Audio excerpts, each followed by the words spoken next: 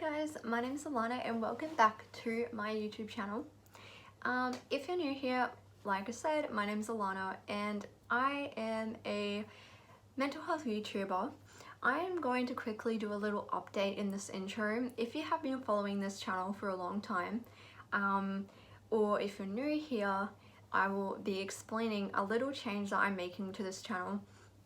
I have decided that for my channel, like for future videos, I'm gonna mainly be focusing on the mental health aspect. On this channel in the past, I've done like a lot of beauty things, or I've done kind of like singing covers and stuff like that, and I have done mental health videos, but I've just decided that I'm going to only be making mental health content mainly. There still are going to be some other like few videos, but for the main content I'm going to be making it all mental health related. So yeah, I also have a second YouTube channel called Cosmic Wanderer, but I will link that in the iCard now. That channel, Cosmic Wanderer, is got lookbooks on it. It has tattoo videos. It has a bunch of like just fashion and beauty stuff. That's what that channel is for. And so if you want to check that out, that's where I'm going to be keeping all of that content. Like I said, for now, this channel is going to mainly just be mental health content. I am currently studying a diploma of counseling, and I have completed a certificate for mental health. So I'm not a completely qualified professional yet, and in no means would I consider myself, you know, a psychologist or anything like that. But I am a person who has a lot of lived experience with mental health, and I'm also studying mental health, so I feel like that is a direction obviously my life is going in with career-wise and stuff. So I just thought I'd just put that in this introduction, just in case you're new here, or if you have been following my channel for a while, that's what I'm going to be doing. So please press that subscribe button, because that would really help me, and give this video a thumbs up. Yeah, so today's video is going to be a topic.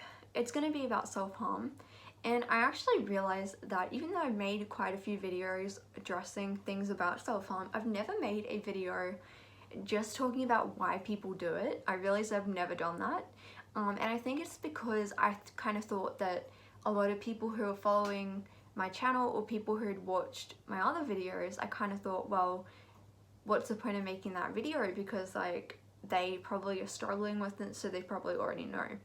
But I'm really passionate about like educating people on different mental health issues and disorders and symptoms, so I thought that it would be a good idea just to do like a basic video of why somebody would engage in self-harm behaviors. So yeah, I'm just gonna quickly go over like what self-harm is, because again, I don't know if I've actually ever said that in my other videos. Self-harm is basically what it sounds like. It's like when somebody is intentionally causing harm to themselves, and this can be a number of things. I'm not gonna list them all, but some things can be burning, cutting, picking, scratching, just punching things, like things along those lines. I'm not going to go into a massive long list of every way, but there's some ways that people may engage in self-harm, and I'm not going to be speaking for everyone in this video, obviously, because there are so many individual reasons and causes to self-harm. But I want to say that, starting off, that I think a lot of people, especially people who maybe don't understand self-harm, hasn't been through it, a lot of people really focus on the physical aspect of self-harm, because unlike other symptoms of mental illnesses and mental disorders, self-harm is very physical. And yes, like, things like depression, you can get a lot of physical symptoms too, but because self-harm is just so blatantly obvious in a lot of ways, and it's such a physical thing. I think people get very stuck on that aspect of it and don't really understand that it's like it's a symptom of generally like a psychiatric illness, not all the time, but a lot of the time, you know, it is kind of signaling that there is something, you know, going wrong. And I think a lot of people are very focused on the actual like the physicality of it. What I mean by this is like, for instance, if you go to counseling and you're in counseling because you are struggling with self-harm and it's something that you want to work on, what I have noticed in my experience, and this could be different for other people, but with my experience of being under services, different mental health services and counselors, and with different mental health professionals, a lot of them, as long as they check that you are not in any immediate harm, and what I mean by that is like you're not putting yourself at a risk where you could possibly like die, they're not going to, with my experience, they're not going to focus on, like, put too much focus on the actual act of self-harm, because they know that the reason why you're doing that action, like there's a reason behind it. So they're going to try to figure out what the reason is, and they're going to try to like figure out what emotions you're feeling and what are your triggers and why are you doing this behavior. Because focusing on the actual act of it and just stopping the act isn't going to help the person. And a lot of the time I found, as a patient or whatever, like as a person struggling, is that if too much focus gets put on the actual act of it, it becomes very triggering for me, because it's like just making me think about it even more, which makes me, you know, the more you think about something, especially if you're very addicted to it, the more you're going to feel like doing it. It's going to take up more space in your head. So that's just my experience. But some of the reasons why people may engage in self-harming behaviors, it can be so vast and so different, because everyone's unique and everyone has different you know, ways of thinking and different mental illnesses and stuff. But I feel like there are some main reasons from what I've been through and what I've talked to a lot of other people who struggle with this. A lot of the main reasons can be, you know, if people feel very emotionally just all over the place or unstable, you know. So for instance, I have borderline personality disorder, which means you get very unstable mood swings, and you know, it can be about trying to control your emotions. It can be about trying to numb your emotions, because you may feel emotions very intensely and you don't know what to do with them. You may feel like emotions are very physical to you, where it feels like your body is building, like all the tension is building up in your body and you don't know what to do and you need to let it out in some way. So it can be a form of release. People may also do it because of relationship issues. So maybe you're having issues at home with your family life. Maybe it's a toxic environment, maybe it's abusive. I once knew somebody who would do it because when this person would self-harm, their abusive person in their life wouldn't abuse them when they wouldn't see that the person had done this. And so it can be, you know, for those type of reasons. It can be, you know, because maybe you are very like stressed and anxious all the time, and anxiety can be very hard to deal with. And often if people have panic attacks or anxiety attacks, they might self-harm as a way to calm themselves down or distract themselves. So it can also be a way of like distracting from your emotions, from your thoughts. Another reason can be because you may feel very dissociated or detached, or like very numb or distant from your body, or from your like feel very detached from your surroundings. And a lot of the time, you know, self-harming can be a way of kind of grounding yourself. So in therapy, there's, you know, some skills called grounding, where you focus on what can I see, what can I smell, what can I taste. It's kind of bringing you back to the now, like to the present, and you call that mindfulness. But if you don't know those skills, or you don't know how to cope with your emotions, or you've never learned any of that, which most people don't, Like, unless you've done therapy or you've had parents who are very in touch with their own emotions, most people don't know how to do those things, you know. And so that can be a way to ground yourself, but obviously it's an unhealthy way. So all of these reasons, you know, they can be symptoms of illnesses, they can be you know, circumstances in your life. Another reason why people may do it is because of social peer pressure. And I know for a lot of people, especially in the teenage years, I think a lot of you know, adults have made this assumption that if you're a teenager and you're doing this behavior, oh, you must just be doing it because other people are doing it, or because people have told you to do it. To be honest, I basically heard it all when it comes to this topic. I've had a lot of people's opinions on it, and I remember, just a quick example of this is when I was a teenager and I told somebody about this behavior. This was an adult and a person who I thought to be in a position of authority that I thought would be able to help me, but it turns out it kind of ended up doing more damage because they just didn't, and it wasn't their fault, it's just because they didn't understand this behavior. And this person, I remember them just asking me all these questions, and it was kind of occurred to me that they were getting at the point, they were trying to say like, oh, were all of your friends doing it? Did your friends tell you to do this?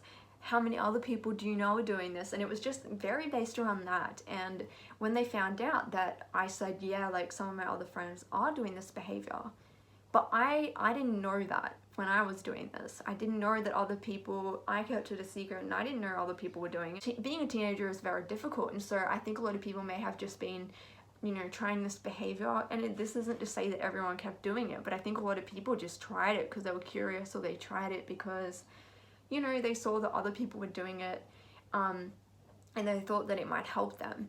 And I think there can be a lot of misconceptions around that, which is why I wanted to make this video, is because I've just had so many people in my life over the years just say stuff to me that was just, I was just like, what? You just do not understand. You know, and I can make a whole nother video on misconceptions and on things that people have told me, both in professional settings, from people who are trained. I've had people say some weird things, and I've had people in my personal life, had people, you know, just all over the place. Going on from the point of, you know, other people, like peer pressure. So peer pressure can be one reason why people try it, you know. Another reason can be following from that is that people may try it and then they get addicted to it, because, you know, it's like drugs, for instance.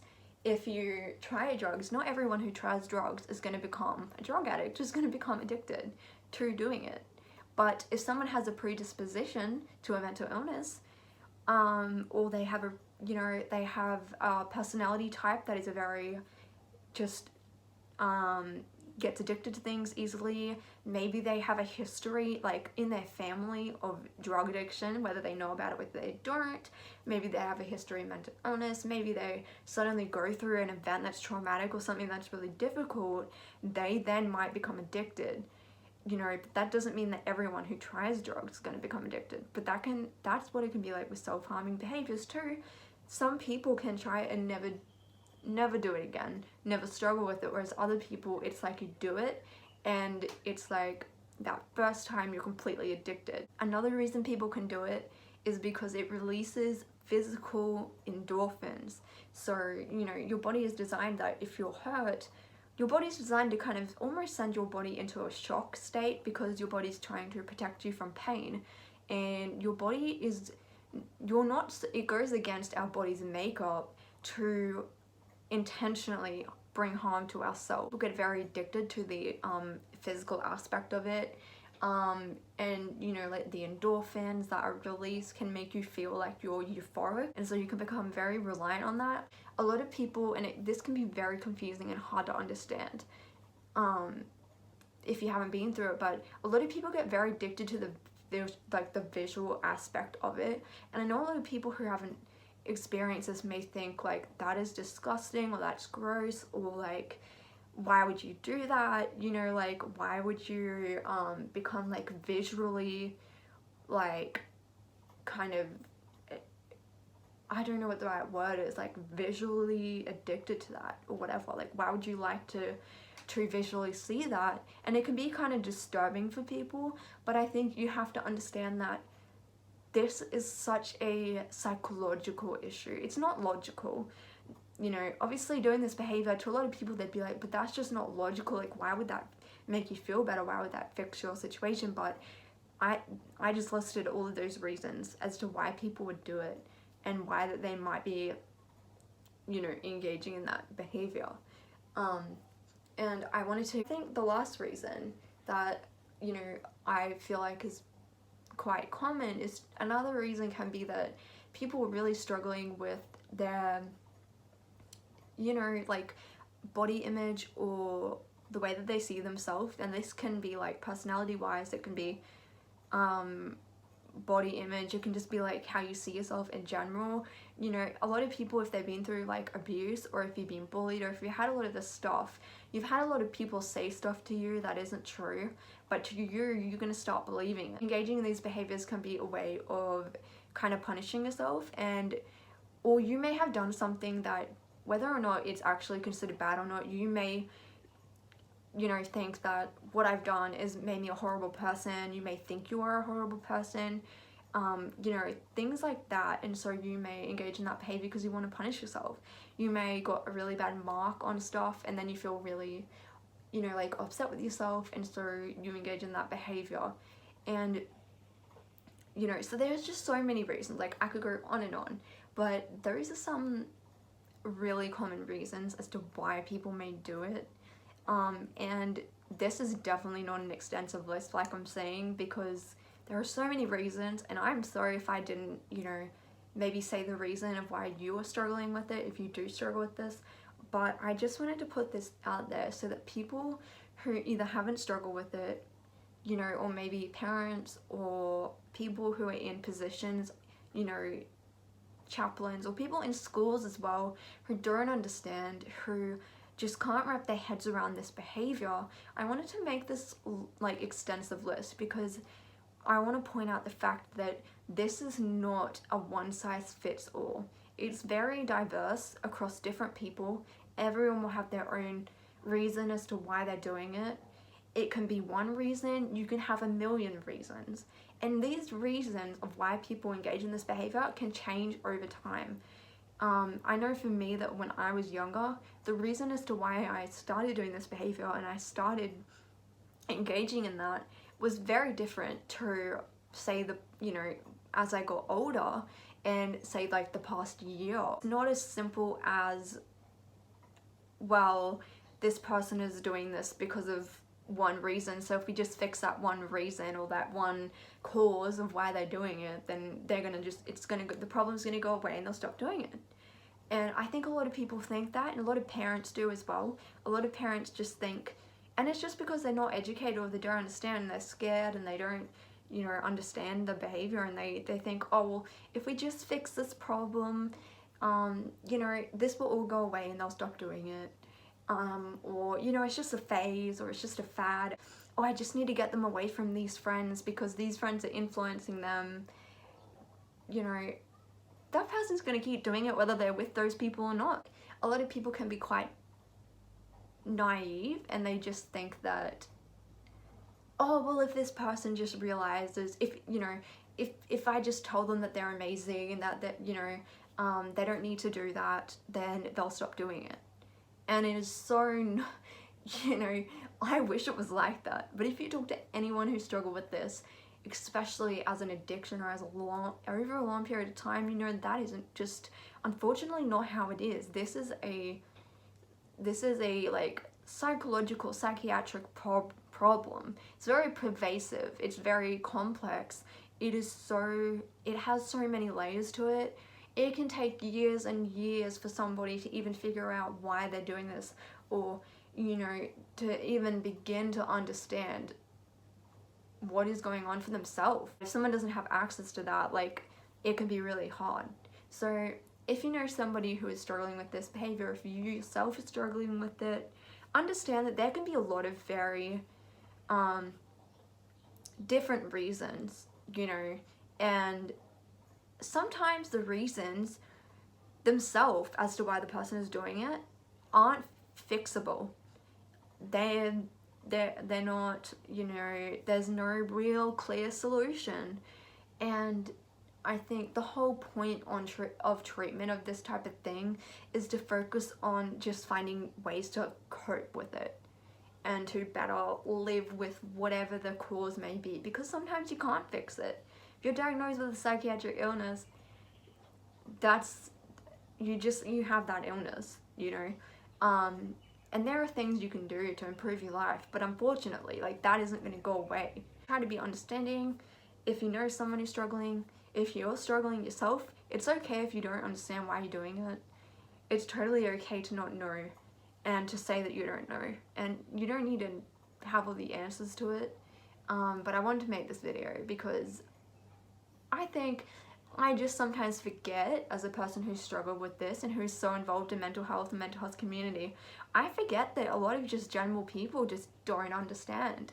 And it can be quite hurtful when you're the one going through this, or when you have scars and when you have things, and people can say quite offensive stuff or quite rude things, or it can come across very naive and insensitive. And the other day someone said something to me quite like annoyed, and I was just sitting there like, oh my gosh, like, this person is so naive, they don't understand, like. And then I really thought to myself, and I was like, well, hold on, this person has probably never done this, they probably don't understand. And you just need to educate people, because the more you educate people, the more they can understand and the less scary it will be for them.